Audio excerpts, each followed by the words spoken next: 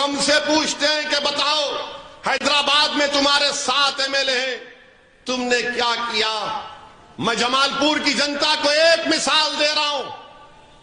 حیدرآباد میں جعفر حسین معراج نامپلی کے MLA ہیں، کاروان سے کوثر محی الدین ہمارے MLA ہیں، وہاں پر ملٹری کے ایک سروس مین رہتے ہیں، ان کے کوارٹرز کا، ان کے گھر کا مسئلہ تھا۔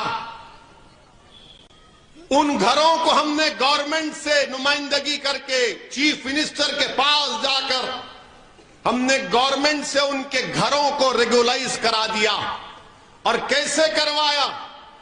مثال کے طور پر ایک فوجی جو اپنے گھر میں رہ رہا ہے پچھلے 60-70 سال سے، وہ 100 گز یا 500 گز یا پھر 800 گز گھر ہوتا ہے چھوٹا موٹا اس کا، تو ہم نے سرکار سے کہا کہ غریب پیسے دے کر مارکیٹ ویلیو پر گھر خرید نہیں سکتا، تو سرکار نے ہم سے پوچھا بولو سعودی اویسی کیا قیمت لگاؤ، قیمت تو دینا پڑے گا، تو ہم نے کہا 100 روپے لگاؤ، تو سرکار نے کہا 100 روپے نہیں 250 روپے گز کے لحاظ سے، یعنی اگر کسی کا 500 گز کا 100 گز کا گھر ہوگا وہ 250 روپے گز کے بنیاد پر دے گا اور اس گھر کا مالک بن جائے گا، اس کو گورنمنٹ رجسٹریشن کرا کے دے گی۔